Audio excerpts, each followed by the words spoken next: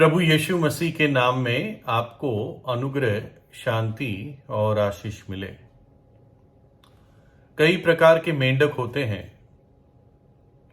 और अलग अलग टाइप के दिखते हैं, लेकिन मेंढक के परिवार में विशेषकर दो कैटेगरी होती है मेंढकों की। इंग्लिश में एक को फ्रॉग कहते हैं, जिसको हम आमतौर से हिंदी में मेंढक कहते हैं, और एक मेंढक के परिवार में होता है जिसको टोड़ कहते हैं, और हिंदी में उसको कुछ लोग भेक कहते हैं, लेकिन ज़्यादा लोग इसका नाम जानते नहीं हैं। तो हम इनको दोनों को, एक को फ्रॉग कहेंगे यानी मेंढक, और दूसरा जो अलग टाइप का मेंढक है उसको टोड़ कहेंगे, है ना। तो एक मेंढक है और एक टोड़ है दोनों मेंढक के परिवार के ही। लेकिन जो मेंढक होता है वो उसके पैर लंबे होते हैं और वो कूदता है। आपने देखा होगा कुछ मेंढक उछल उछल के चलते हैं, वो मेंढक उसको हम कहेंगे। और जो टोड़ होता है इसका शरीर बड़ा होता है, इसके पैर छोटे होते हैं और ये घिसट घिसट के चलता है। जैसे सांप कैसे जमीन से चिपक कर रेंगता है, तो वैसे भी ये भी धीरे धीरे चलता है और दिखने में थोड़ा सा विचित्र भी होता है, लेकिन है दोनों एक ही परिवार के, है ना। और तो ये एक मेंढक और एक टोड़ की कहानी है। दोनों दोस्त थे। तो टोड़ ने एक दिन कुछ अपने अवन में बिस्किट बनाए, है ना, और उसने जब तैयार होकर निकले गरम गरम बिस्किट उसके अवन से, तंदूर से अगर कहे तो वो बहुत ही उसकी महक बहुत अच्छी थी, और उसने एक बिस्किट को चखा और पाया कि तो यार बहुत स्वादिष्ट बना है। तो एकदम टोड़ दौड़ते दौड़ते मेंढक के घर गया और मेंढक को बुलाया, मेंढक मेंढक देखो मैंने आज बिस्किट बनाए हैं, और देखो कितनी टेस्टी ये बिस्किट बने हैं। तो मेंढक ने उसके एक बिस्किट को खाया और खा के उसने कहा कि ऐसे बिस्किट मैंने कभी नहीं खाए। तो अब दोनों बैठ गए आपस में, मेंढक भी और टोड़ भी, और दोनों एक एक करके, उसने काफी बिस्किट बनाए थे, खाने लग गए। और जब खा रहे थे तो मेंढक ने टोड़ से कहा, उसका मुंह भरा हुआ था बिस्किट से, चबा रहा था, कहने लगा कि मुझे लगता है हमें अब खाना रोक देना चाहिए, ऐसा ना हो कि हम बीमार पड़ जाए, पेट खराब हो जाए।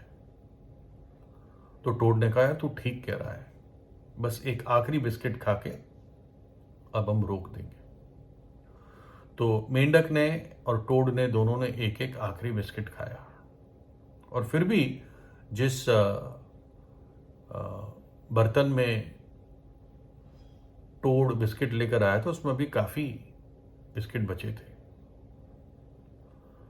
तो उसके बाद भी जब उन्होंने देखा कि यार इतने सारे बिस्किट बचे हैं, तो टोड़ ने कहा अच्छा मेंढक ऐसा करते हैं, एक और लास्ट खा लेते हैं, उसके बाद रोक देंगे। और उसने आखिरी खाई और फिर रोक दी। तो मेंढक बोला हाँ सही कह रहा है तू, हमें बेसिकली संयम की जरूरत है। तो टोड़ ने पूछा संयम क्या चीज होती है, विल पावर या संयम क्या चीज होती है। तो मेंढक ने कहा संयम वो चीज होती है कि तुम बहुत कोशिश करो कि वो चीज ना करो जो करना चाहते हो, इसको संयम कहते हैं। तुम कोई चीज करना चाहते हो लेकिन पूरी सामर्थ्य लगा दो कि उसको ना करो, उसको संयम कहते हैं, ये मेंढक ने बताया। तो टोड़ बोला यानी हाँ जो हम बिस्किट खा रहे हैं हमें खाना है, लेकिन अब हमें नहीं खाना चाहिए, यही संयम है ना। तो मेंढक ने कहा यही संयम है। और फिर उन्होंने सारी जो बिस्किट थे वो एक डब्बे में रख दिए। बोला बस अब डब्बे में हमने बिस्किट रख दिए। मेंढक ने कहा अब आगे से नहीं खाएंगे। तो टोड़ बोला अरे डब्बा तो हम खोल सकते हैं। तो मेंढक बोला हाँ डब्बा तो खोल के फिर हम खाने लग जाएंगे। तो मेंढक ने फिर एक रस्सी डब्बे के ऊपर बांध दी ताकि ढक्कन खुले ना। बोला अब ये और सुरक्षित हो गया, अब ये डब्बा नहीं खुलेगा। तो टोड बोला, अरे मेंढक, रस्सी तो हम खोल सकते हैं, इसकी गांठ खोल सकते हैं और फिर डब्बा भी खोल के हम खा सकते हैं। तो मेंढक बोला, हाँ ये भी तुम सही कह रहे हो। तो उसने क्या किया, वो एक सीढ़ी लाया, चढ़ने की सीढ़ी, और सीढ़ी पे चढ़ के उसने उस डब्बे को जिस पे रस्सी बंधी थी ऊपर ऊंची जगह पर रख दिया। तो टोड बोला, अरे मेंढक, हम तो फिर वापस सीढ़ी लगा के, डब्बा उतार के, रस्सी खोल के, डब्बे का ढक्कन खोल के फिर भी बिस्किट खा सकते हैं। तो मेंढक बोला, ये बात तो सही है। बोला, चलो अब एक चीज करते हैं। तो मेंढक वापस सीढ़ी लगाई, डब्बा उतारा, रस्सी खोली, डब्बा खोला और वो सारे बिस्किट उस बर्तन में फिर डाल दिए और मेंढक उस बर्तन को बाहर ले गया और जोर से चिल्लाने लगा, हे मेरे सारे मित्र पक्षियों, आ जाओ और बिस्किट खाओ। तो अलग अलग जगह से जल्दी से पक्षी आए, सब एक एक बिस्किट लेके उड़ गए। अब टोड दुखी हो गया, कह रहे हमारे तो सारे बिस्किट चले गए, एक भी नहीं बचा, कुछ नहीं रहा हमारे पास। तो मेंढक बोला, लेकिन अब हमारे पास संयम है, जो हम करना चाहते थे अब हमने पूरी कोशिश करके नहीं किया। टोड बोला, ठीक है मेंढक, तू ही अपने पास अपना संयम रख, मैं वापस घर जा रहा हूं और अब केक बनाऊंगा। तो निश्चित रूप से ये एक काल्पनिक कहानी है, लेकिन ये मनुष्य के स्वभाव को भी प्रकट करती है कि कैसे हम अपने पाप के स्वभाव पर विजय पाने में असमर्थ है ना। कई लोग नए वर्ष पर कस्में खाते हैं, निर्णय लेते हैं, लेकिन कुछ ही हफ्तों में निष्फल होकर उस बात को छोड़ देते हैं। मेरा एक पुराना मित्र है, कई बार सिगरेट छोड़ने के लिए, शराब छोड़ने के लिए निर्णय लेता है कि अब से मैं छोड़ दूंगा, लेकिन थोड़े ही दिनों में या कुछ ही महीनों में वो फिर उसी चीज में पाया जाता है और घमंड में रहता है कि अरे मैं चाहूं तो छोड़ सकता हूं, लेकिन कर नहीं पाता। एक परमेश्वर के दास ने अपने शुरुआत के दिनों में जब ऐसे अनुभव से निकला, उसने क्या कहा, रोमियो 7:15-20, और जो मैं करता हूं उसको नहीं जानता, क्योंकि जो मैं चाहता हूं वो नहीं किया करता, परंतु जिस चीज से मुझे घृणा आती है वही करता हूं। परंतु यदि मैं वही करता हूं जिसकी इच्छा नहीं करता, तो उसका करने वाला मैं न रहा, परंतु पाप जो मुझ में बसा हुआ है। पाप का स्वभाव मुझे मजबूर करता है उन चीजों को करने के लिए जो मैं नहीं चाहता, और जो भली चीज मुझे करनी चाहिए, जो पवित्र जीवन मुझे बिताना चाहिए, पाप का स्वभाव मुझे ऐसा नहीं करने देता।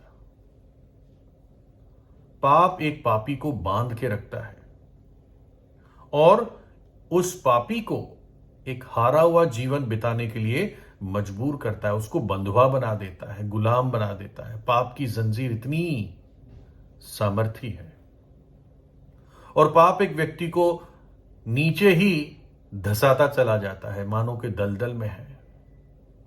भजन 40 में लिखा है, उसने मुझे सत्यानाश के गड्ढे और दलदल की कीच में से निकाला और मुझको चट्टान पर खड़ा करके मेरे पैरों को दृढ़ किया। मेरे पैर तो कीच में थे, दलदल की कीच में धंसते जा रहे थे, सत्यानाश के गड्ढे में मैं था। वो सत्यानाश का गड्ढा मुझे निश्चित रूप से नरक में ले जाता यदि मैं पाप में मर जाता, जहां पर हमेशा की आग है, आग बुझती नहीं, कीड़ा मरता नहीं, रोना और दांतों का पीसना। ये पापों की मजदूरी है, ये पापों की सजा है।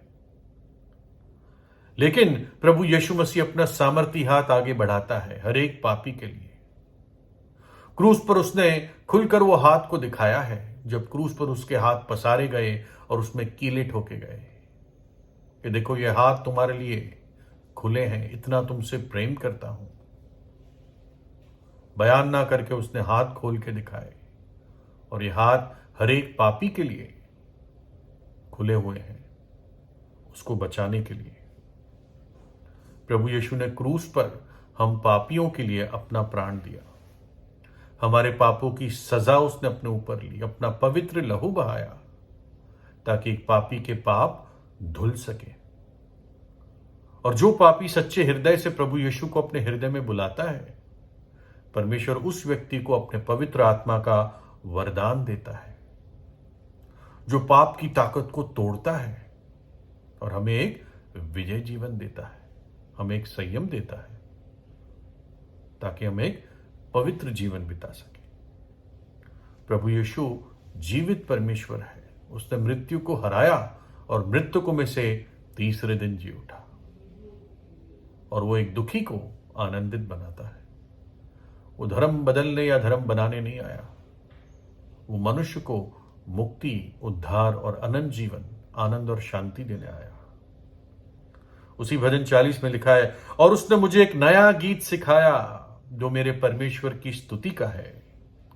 बहुत तेरे ये देखकर डरेंगे और यीशु पर भरोसा रखेंगे, यहोवा पर, यीशु पर भरोसा रखेंगे। उसने मुझे एक नया गीत सिखाया, एक आनंद का गीत जो मेरे परमेश्वर की स्तुति का है।